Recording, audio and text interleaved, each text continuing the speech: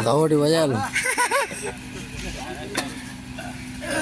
তো বন্ধুরা আমরা এখন বিরাট কুয়াশা, আমাদের প্রায় বাড়িতে চলে দুটা, কারণ অনেক কুয়াশা রয়েছে। দেখছো আজকের মেঘের অবস্থা।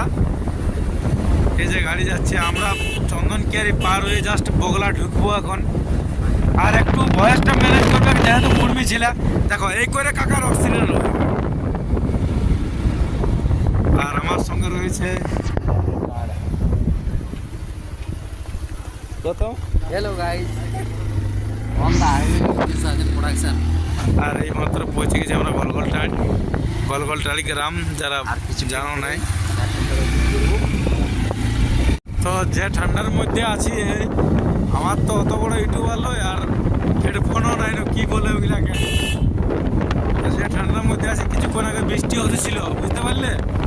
আর এই যে আঁকড়া ধরে রেখেছে, ভালো ঠান্ডা লাগছে গাইস, এত ঠান্ডা।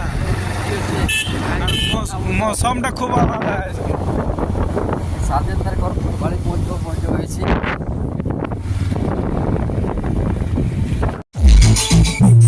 DJ MJ